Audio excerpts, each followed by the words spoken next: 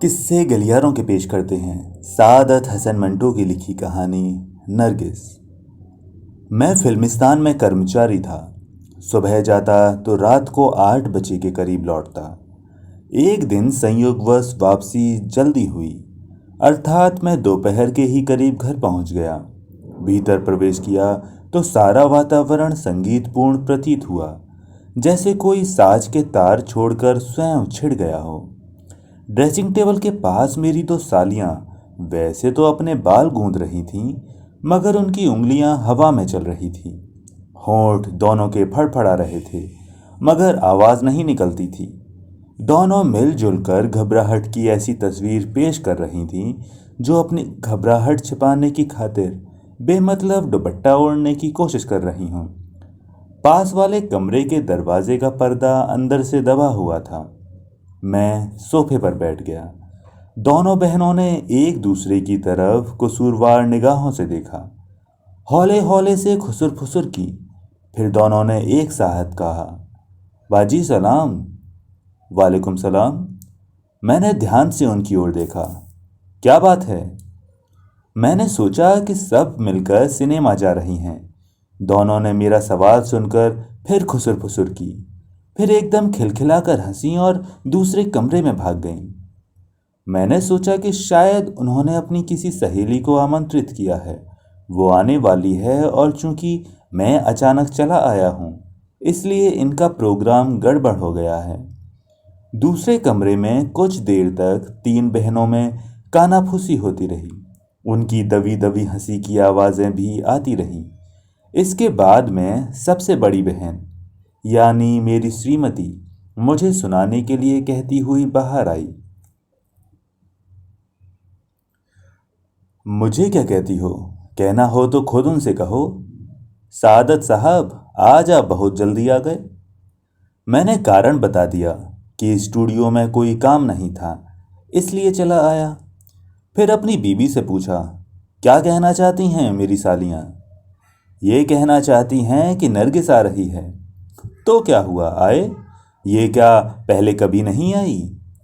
मैं समझा कि वो उस पारसी लड़की की बात कर रही हैं, जिसकी माँ ने एक मुसलमान से शादी कर ली थी और हमारे पड़ोस में रहती थी। मगर मेरी बीबी ने कहा, हाय, वो पहले कब हमारे यहाँ आई है? तो क्या ये कोई और नरगिस है? मैं नरगिस एक्ट्रेस की बात कर रही हूँ। मैंने आश्चर्य से पूछा, वो क्या करने आ रही है यहाँ? मेरी बीवी ने मुझे सारा किस्सा सुनाया। घर में टेलीफोन था, जिसका तीनों बहनें अवकाश के क्षणों में बड़ी उदारता से प्रयोग करती थीं। जब अपनी सहेलियों से बातें करते करते थक जाती, तो किसी अभिनेत्री का नंबर घुमा देती। वो मिल जाती तो उससे ऊट पटांग बातें शुरू हो जाती। हम आपसे प्रभावित हैं, आज ही दिल्ली से आई हैं, बड़ी मुश्किल से आपका नंबर हासिल किया है, भेंट करने के लिए तड़प रही हैं, ज़रूर हाजिर होती, मगर पर्दे की पाबंदी है। आप बहुत हसीन हैं, गला बड़ा ही सुरीला है। हालांकि उन्हें मालूम नहीं होता था कि इसमें अमीर बाई बोलती है या शमशाद। आमतौर पर फिल्म एक्ट्रेसों के नंबर डायरेक्टरी में दर्ज नहीं होते। वे खुद दर्ज नहीं कराती, ताकि उनके चाहने वाले बेकार तंग न करें। मगर इन तीनों बहनों ने मेरे दोस्त आगा खलीज कश्मीरी के जरिए करीब करीब उन तमाम एक्ट्रेसों के पते और फ़ोन नंबर प्राप्त कर लिए थे, जो उन्हें डायरेक्टरी में नहीं मिल सकते थे। इस टेलीफोनी खुराफात के दौरान जब उन्होंने नरगिस को बुलाया और उनसे बातचीत की, तो वो बहुत पसंद आ गई। इस वार्तालाप में उनको अपनी उम्र की आवाज़ सुनाई दी।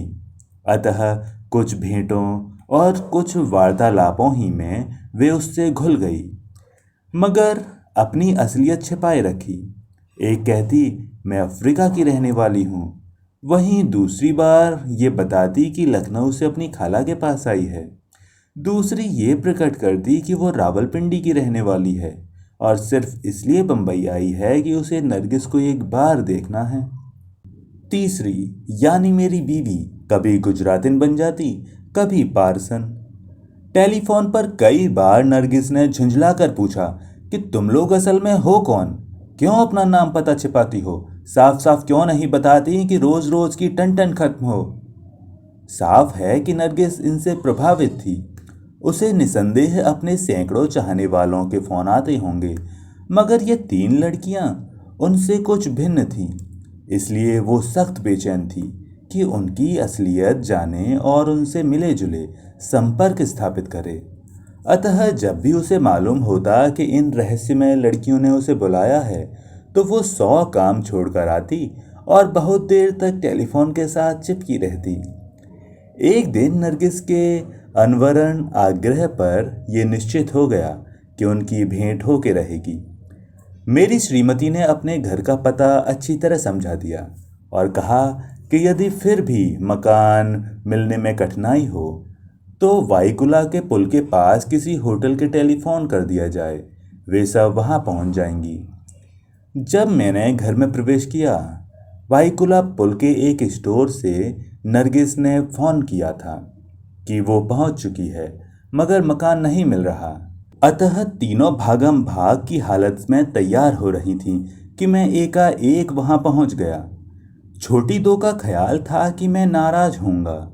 बड़ी यानी मेरी बीवी केवल बौखलाई हुई थी कि ये सब क्या हुआ है। मैंने नाराज होने की कोशिश की, मगर मुझे इसके लिए कोई यथेष्ट और उचित कारण न मिला। सारा किस्सा काफ़ी दिलचस्प और बेहद मासूम था।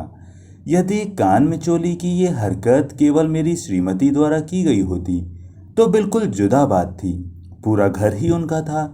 एक साली आधी घरवाली होती है और यहाँ 2 सालियाँ थीं। मैं जब उठा तो दूसरे कमरे में खुश होने और तालियां बजाने की आवाज़ें बुलंद हुईं। बाईकुला के चौक में जद्दन भाई की लंबी चौड़ी मोटर खड़ी थी। मैंने सलाम किया तो उन्होंने हस्बे मामूल बड़ी ऊंची आवाज़ में उसका उत्तर दिया और पूछा, कहो मंटो, कैसे हो? मैंने कहा, अल्लाह का शुक्र है। कहिए, आप यहाँ क्या कर रही हैं? जद्दन भाई ने पिछली सीट पर बैठी नरगिस की ओर देखा। कुछ नहीं, बेबी को अपनी सहेलियों से मिलना था, मगर उनका मकान नहीं मिल रहा। मैंने मुस्कुरा कर कहा, चलिए मैं आपको ले चलूं। नरगिस ये सुनकर खिड़की के पास आ गई। आपको उनका मकान मालूम है? मैंने और अधिक मुस्कुरा कर कहा, अपना मकान कौन भूल सकता है। जद्दन भाई के गले ने विचित्र सी आवाज निकाली। पान के बीड़े को दूसरे कतले में बदलते हुए कहा, ये तुम क्या कहानीकारी कर रहे हो? मैं दरवाज़ा खोलकर जद्दन भाई के पास गया।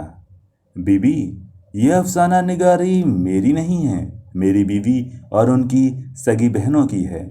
इसके बाद मैंने संक्षेप में सारी घटनाओं का उल्लेख कर दिया। जद्दन भाई को बड़ी कोफ्त, बड़ी परेशानी हुई। ये कैसी लड़कियां हैं? पहले ही दिन कह दिया होता कि हम मंटो के घर से बोल रही हैं, खुदा की कसम मैं फौरन बेबी को भेज देती। भाई हद हो गई है। इतना परेशान किया, इतने दिन परेशान किया। खुदा की कसम बेचारी बेबी तो इतनी उलझन होती थी कि मैं तुमसे क्या कहूँ। जब टेलीफोन आता तो भागी भागी जाती। मैं बार बार पूछती, ये कौन है जिससे इतनी देर मीठी मीठी बातें होती हैं? मुझसे कहती, जानती नहीं कौन है, मगर हैं बड़ी अच्छी। 2-1 बार मैंने भी टेलीफोन उठाया। बातचीत बड़ी सुंदर थी, किसी अच्छे घर की मालूम होती थी। मगर माफ़ करना, कमबख्त अपना नाम पता साफ बताती ही नहीं थी। आज बेबी आई और खुशी से दीवानी हो रही थी। कहने लगी, बीबी उन्होंने बुलाया है, अपना एड्रेस दे दिया है।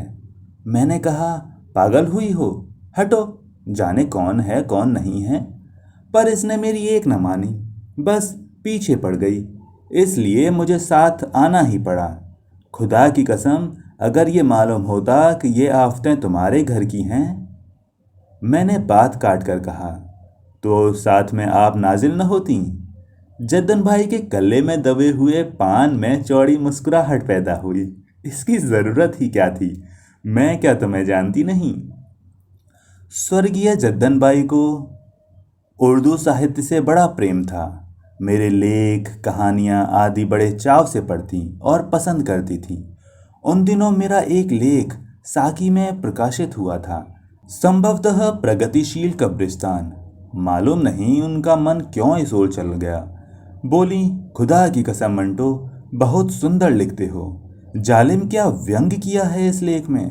क्यों बेबी, उस दिन क्या हाल हुआ था मेरा लेख पढ़कर। मगर नरगिस अपनी नई सहेलियों के बारे में सोच रही थी। व्याकुलता पूर्वक स्वर्ण में उसने अपनी माँ से कहा, चलो बीबी। जद्दन भाई ने मुझसे कहा, चलो भाई। घर पास ही था। मोटर स्टार्ट हुई और हम पहुंच गए। ऊपर बालकनी से तीनों ने हमें देखा।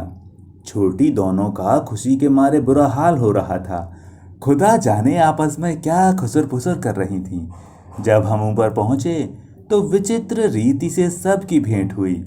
नरगिस अपनी हम उम्र लड़कियों के साथ दूसरे कमरे में चली गई और मैं, मेरी बीवी और जद्दन भाई वहीं बैठ गए। बहुत देर तक विभिन्न दृष्टिकोणों से कान मिचौनी के नए सिलसिले की समालोचना की गई। मेरी बीवी की बौखलाहट जब किसी कदर कम हुई तो उसने आतिथ्य सत्कार का कर्तव्य निभाने आरंभ कर दिया। मैं और जद्दन भाई फिल्म उद्योग की समस्याओं पर विचार विमर्श करते रहे। पान खाने के मामले में बड़ी खुशजोग थीं। हर समय अपनी पानदानी साथ रखती थीं। बड़ी देर के बाद मौका मिला था, इसलिए मैंने उस पर खूब हाथ साफ किया। नरगिस को मैंने काफ़ी दिनों के बाद देखा था। 10-11 बरस की बच्ची थी जब मैंने 1-2 फिल्मों की नुमाइश में उसे अपनी माँ की उंगली के साथ लिपटी देखा था। चुंधियाई हुई आंखें, आकर्षणहीन सा लंबा चेहरा, सूखी सूखी टांगें। ऐसा मालूम होता था कि सोकर उठी है या सोने वाली है। मगर अब वो एक जवान लड़की थी। उम्र ने उसके खाली स्थान भर दिए थे, मगर आंखें वैसी की वैसी थीं, छोटी और स्वप्नमयी, बीमार बीमार सी। मैंने सोचा इस ख्याल से उसका नाम नरगिस उपयुक्त और सही है। तबीयत में बेहद ही मासूम खलंदरापन था। बार बार अपनी नाक पोंछती थी, जैसे निरंतर जुकाम में पीड़ित हो। बरसात फिल्म में ये बात इसकी अदा के तौर पर पेश की गई है, किंतु नरगिस के उदास उदास चेहरे से ये स्पष्ट था कि वो अपने अंदर कलाकारी का जौहर रखती है। होठों को किसी कद्र भींच कर बात करने और मुस्कुराने में वैसे एक बनावट थी, मगर साफ पता चलता था कि ये बनावट श्रृंगार का रूप धारण करके रहेगी। आखिर कलाकारी की बुनियादें बनावट ही पर तो निर्मित होती हैं। एक बात तो विशेष रूप से मैंने महसूस की, वो ये है कि नरगिस को इस बात का एहसास था कि वो एक दिन बहुत बड़ी स्टार बनने वाली है, स्टार बनकर फिल्मी दुनिया पर चमकने वाली है। मगर ये दिन निकट लाने और उसे देखकर प्रसन्न होने की उसे कोई जल्दी नहीं थी। इसके अतिरिक्त अपने बचपन की नन्ही मुन्नी खुशियाँ घसीट कर वो बड़ी बड़ी विहंगम खुशियों के दायरे में नहीं ले जाना चाहती थी। तीनों हम उम्र लड़कियां दूसरे कमरे में जो बातें कर रही थीं, उनका दायरा घर की चारदीवारी तक महदूद था। फिल्म स्टूडियो में क्या होता है, रोमांस क्या है, इससे उन्हें कोई दिलचस्पी नहीं थी। नरगिस भूल गई थी कि वो फिल्म स्टार है, पर्दे पर जिसकी अदाएं बिकती हैं, और उसकी सहेलियां भी ये भूल गई थीं कि नरगिस स्क्रीन पर बुरी हरकतें करने वाली अभिनेत्री है। मेरी बीबी, जो उम्र में नरगिस से बड़ी थी, अब उसके आगमन पर बिल्कुल बदल गई थी। उसका व्यवहार उससे ऐसा ही था जैसे अपनी छोटी बहनों से था। पहले उसको नरगिस से इसलिए दिलचस्पी थी कि वो फिल्म एक्ट्रेस है, पर्दे पर बड़ी कुशलता से नित्य नए नए मर्दों से प्रेम करती रहती है, हंसती है, ठंडी आहें भरती है, कह कहे लगाती है। अब उसे ख्याल था कि वो खट्टी चीज़ें न खाएं, ज़्यादा ठंडा पानी न पिए, अधिक फिल्मों में काम न करे, अपने स्वास्थ्य का ध्यान रखे। अब उसकी दृष्टि में नरगिस का फिल्मों में काम करना कोई लज्जास्पद बात न थी। इधर उधर की बातों के बाद नरगिस से बात की गई कि ये गाना सुनाए, पर इस पर जद्दन भाई ने कहा, मैंने इसको संगीत की शिक्षा नहीं दी। मोहन बाबू इसके खिलाफ थे, और सच पूछिए तो मुझे भी पसंद नहीं था। थोड़ी बहुत टू टा कर लेती है। इसके बाद वो अपनी बेटी से मुखातिब हुई। सुना दो बेबी, जैसा भी आता है सुना दो। नरगिस ने बड़ी ही अबोध रीति से गाना आरंभ कर दिया। परले दर्जे की कंसुरी आवाज में रस न लोच मेरी छोटी साली उससे कई गुना अच्छा गाती थी, मगर मांग की गई थी नरगिस से, और वो भी आग्रहपूर्वक। इसलिए 2-3 मिनट तक उसका गाना सहन करना था। जब उसने समाप्त किया तो सबने प्रशंसा की। थोड़ी देर के बाद जद्दन भाई ने छुट्टी चाही। लड़कियां नरगिस से गले मिलीं, दोबारा मिलने के वायदे हुए, कुछ खुसर फुसर भी हुई और हमारे अतिथि चले गए। नरगिस से ये मेरी पहली मुलाकात थी। लड़कियां टेलीफोन करती थीं और नरगिस अकेली मोटर में चली आती। इस आवागमन में उसके अभिनेत्री होने का कॉम्प्लेक्स लगभग मिट गया। वो लड़कियों से और लड़कियां उनसे यूं मिलती जैसे वो उनकी बहुत पुरानी सहेली हैं या कोई रिश्तेदार हैं। लेकिन जब वो चली जाती तो कभी कभी तीनों बहनें आश्चर्य प्रकट करती। खुदा की कसम, अजीब बात है नरगिस, बिल्कुल एक्ट्रेस मालूम नहीं होती। इस दौरान तीनों बहनों ने उसकी एक ताज़ा फिल्म देखी जिसमें प्रकट है कि वो अपने हीरो की प्रेमिका थी, जिससे वो प्यार और मोहब्बत की बातें करती थी और उसे विचित्र निगाहों से देखती थी, उसके साथ लगकर खड़ी होती थी, उसका हाथ दबाती थी। मेरी बीवी कहती, कमबख्त उसके फिराक में कैसे लंबी लंबी आहें भर रही थी, जैसे सचमुच उसके इश्क में गिरफ्तार है। और उसकी दो छोटी बहनें अपने कुंवारे एक्टिंग से अनभिज्ञ दिलों में सोचती। और वो कल हमसे पूछ रही थी कि गुड़ की भेली कैसे बनती है। नरगिस की कलाकारी के बारे में मेरा विचार बिल्कुल दूसरा था। निश्चित रूप से भावनाओं और अनुभूतियों का अभिनय वो सही तौर पर नहीं करती थी। मोहब्बत की नब्ज़ किस तरह चलती है, ये अनाड़ी उंगलियां कैसे अनुभव कर सकती हैं। इश्क की दौड़ में थककर हाँफना और स्कूल की दौड़ में थककर सांस का फूल जाना दो अलग अलग चीज़ें हैं। मेरा विचार है कि स्वयं नरगिस भी इसके अंतर और भेद से परिचित नहीं थी। नरगिस के शुरू शुरू के फिल्मों में जानकार निगाहें फौरन मालूम कर सकती हैं कि उसकी कलाकारी फरेबकारी से मुक्त थी। कलाकारी का ये कमाल है कि कलाकारी में बनावट की मिलावट मालूम न हो। लेकिन नरगिस की कलाकारी की बुनियादें चूंकि अनुभव पर आधारित नहीं थीं, अतः उसमें ये विशेषता नहीं थी। ये केवल उसकी लगन थी कि वो भावनाओं और अनुभूतियों का सफल अभिनय न कर सकने के बावजूद अपना काम निभा जाती थी। उम्र और अनुभव के साथ साथ अब वो बहुत पुख्तगी इख्तियार कर चुकी है।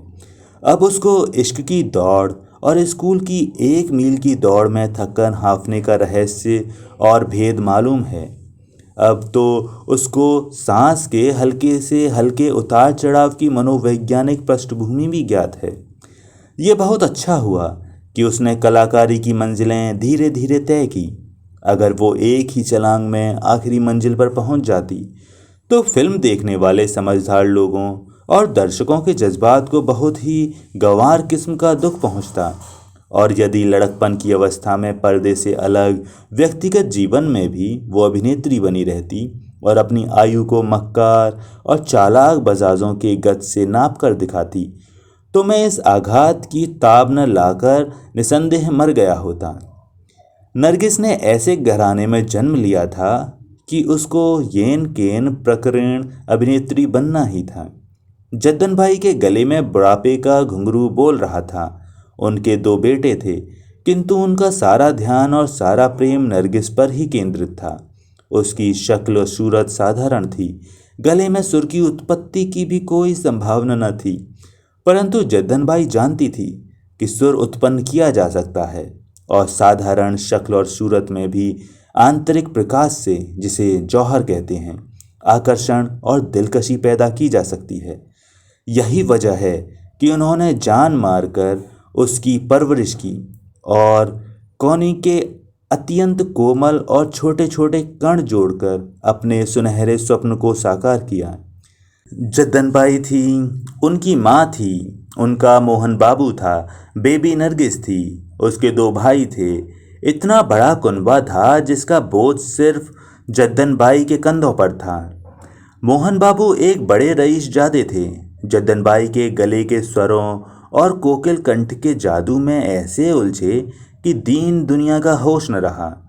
खूबसूरत थे, शिक्षित थे, स्वस्थ थे, लेकिन ये सब दौलतें जद्दन बाई के दर पर भिखारी बन गईं। जद्दन बाई का उस जमाने में डंका बजता था। बड़े बड़े खानदानी नवाब और राजे उनके मुजरों पर सोने और चांदी की बारिश करते थे। मगर जब बारिशें थम जाती और आकाश निखर जाता तो जद्दन बाई अपने मोहन को सीने से लगा लेती, और उसी मोहन के पास उनका दिल था। मोहन बाबू अपने अंतिम समय तक जद्दन बाई के साथ थे। वो उनका बड़ा सम्मान और आदर करती थीं, इसलिए कि वो राजाओं और नवाबों की दौलत में गरीबों के खून की बू सूंघ चुकी थीं। उनको अच्छी तरह मालूम था कि उनके इश्क की धारा एक ही दिशा को नहीं बहती। वो मोहन बाबू से प्रेम करती थीं कि वो उनके बच्चों का बाप था। विचारों के बहाव में जाने किधर बह गया। नरगिस को बहरहाल एक्ट्रेस बनना था। चुनाचे वो बन गई। उसके उन्नति के शिखर पर पहुंचने का रहस्य, जहां तक मैं समझता हूं, उसकी ईमानदारी है, उसका साहस है, जो कदम ब कदम मंजिल व मंजिल उसके साथ रहा है। एक बात जो इन भेंटों में विशेष रूप से मैंने महसूस की, वो ये है कि नरगिस को इस बात का एहसास था कि जिन लड़कियों से वो मिलती है वे किसी अन्य प्रकार के पानी और फूल, माटी और वायु से बनी है।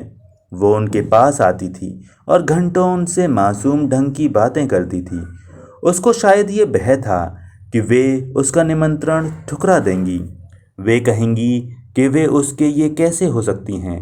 वे एक दिन पर मौजूद था और उसने सरसरी तौर पर अपनी सहेलियों से कहा, अब कभी तुम भी हमारे घर आओ।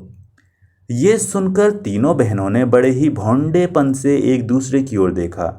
वे शायद ये सोच रही थीं कि नरगिस की ये दावत कैसे स्वीकार कर सकती हैं। परंतु मेरी बीवी चूंकि मेरे विचारों से परिचित थी, इसलिए एक दिन नरगिस के लगातार आग्रह पर उसका निमंत्रण स्वीकार कर लिया और मुझे बताए बिना तीनों उसके घर चली गईं। नरगिस ने अपनी कार भेज दी थी। जब वे बम्बई के खूबसूरत स्थान मरीन ड्राइव के उस फ्लैट में पहुंची जहां नरगिस रहती थी, तो उन्होंने अनुभव किया कि उनके आगमन पर विशेष प्रबंध किया गया है। मोहन बाबू और उनके दो नौजवान लड़कों को आग्रह कर दिया गया था कि वो घर में प्रवेश न करें, क्योंकि नरगिस की सहेलियां आ रही हैं। पुरुष नौकरों को भी उन कमरों में आने की अनुमति नहीं थी जहां इन सम्मानित मेहमानों को ठहराया गया था।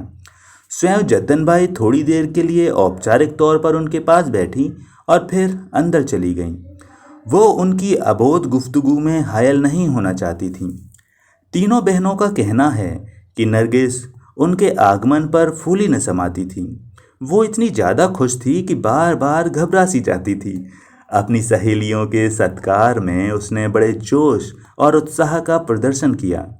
पास ही पोरजनी डेयरी थी जिसके मिल्क शेक मशहूर थे। गाड़ी में जाकर नरगिस स्वयं ये सामान जग में तैयार करके लाई, क्योंकि वो ये काम नौकर के सुपुर्द नहीं करना चाहती थी, इसलिए कि इस बहाने से नौकर के भीतर आने की संभावना को बल मिलता था। आतिथ्य सत्कार के इस जोश व खरोश में नरगिस ने अपने नए सेट का गिलास तोड़ दिया। मेहमानों ने अफसोस जाहिर किया तो नरगिस ने कहा, कोई बात नहीं, बीवी गुस्सा होंगी, मगर डैडी उनको चुप करा देंगे और मामला ठीक हो जाएगा। मोहन बाबू को उससे और उसको मोहन बाबू से मोहब्बत थी। मिल्क शेक पिलाने के बाद नरगिस ने मेहमानों को अपना एल्बम दिखाया जिसमें उसकी विभिन्न फिल्मों के स्टिल थे। उस नरगिस में जो उनको ये फ़ोटो दिखा रही थी और उस नरगिस में जो इन तस्वीरों में मौजूद थी, कितना अंतर था। तीनों बहनें कभी उसकी ओर देखती और कभी एल्बम के पृष्ठों की ओर, और अपने विस्मय को इस प्रकार प्रकट करती, नरगिस, तुम ये नरगिस कैसे बन जाती हो? नरगिस जवाब में केवल मुस्कुरा देती। मेरी बीवी ने मुझे बताया कि घर में नरगिस की हर हरकत, हर अदा में अल्हड़पन था। उसमें वो शोखी, वो तर्रारी, वो तीखापन नहीं था जो पर्दे पर उसमें दिखाई देता है। वो बड़ी ही घरेलू किस्म की लड़की थी। मैंने खुद यही महसूस किया था। लेकिन जाने क्यों उसकी छोटी छोटी आंखों में मुझे एक विचित्र प्रकार की उदासी तैरती नजर आती थी, जैसे कोई लावारिस लाश तालाब के ठहरे पानी पर हवा के हल्के हल्के झोंकों से बहती होती है। ये निश्चित था कि ख्याति की जिस मंजिल पर नरगिस को पहुंचना था वो कुछ अधिक दूर नहीं थी। भाग्य अपना निर्माण उसके पक्ष में करके सारे संबंधित कागजात उसके हवाले कर चुका था, लेकिन फिर वो क्यों चिंतित और संतप्त थी? क्या अज्ञान के तौर पर वो महसूस तो नहीं कर रही थी कि इश्क और मोहब्बत का ये दिखावटी खेल खेलते खेलते एक दिन वो किसी ऐसे जलशून्य निर्जन रेगिस्तान में निकल जाएगी जहाँ रेत ही रेत, धूल ही धूल होगी। प्यास से उसका कंठ सूख रहा होगा और क्षितिज पर छोटी छोटी बदलियों के स्थान में केवल इसलिए दूध नहीं निकलेगा कि वे ख्याल करेंगी कि नरगिस में सिर्फ बनावट है। धरती की कोख में पानी की बूंदें और अधिक अंतर से रह जाएंगी। इस विचार से उसकी प्यास महज दिखावा है, और ये भी हो सकता है कि स्वयं नरगिस भी ये महसूस करने लगे कि मेरी प्यास कहीं झूठी तो नहीं है। इतने बरस बीत जाने पर मैं अब उसे स्क्रीन पर देखता हूँ तो मुझे उसकी उदासी कुछ अजीब सी लगती है। पहले उसमें एक निश्चित खोज थी, लेकिन अब खोज भी उदास और कुंठित हो गई है। क्यों? इसका उत्तर स्वयं नरगिस ही दे सकती है। तीनों बहनें चूंकि चोरी चोरी नरगिस के यहाँ गई थीं, इसलिए वे अधिक देर तक उसके पास न बैठ सकीं। छोटी दो को ये अंदेशा था कि ऐसा न हो कि मुझे इसका पता हो जाए, अतः उन्होंने नरगिस से विदा चाही और वापस घर आ गईं। नरगिस के संबंध में जब भी बात करती, घूम फिरकर उसके विवाह की समस्या पर आ जाती। छोटी दो को ये जानने की इच्छा थी कि वो कब और कहाँ शादी करेगी।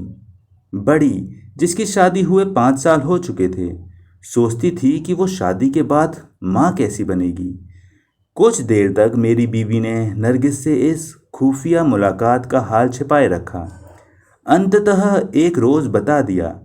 मैंने बनावटी नाराज़गी जाहिर की तो उसने सच समझते हुए मुझसे माफ़ी मांगी और कहा, दरअसल मैं हमसे हुई गलती की माफ़ी चाहती हूँ, मगर खुदा के लिए अब आप इसकी चर्चा किसी से न कीजिएगा। वो चाहती थी कि बात मुझ तक ही रहे।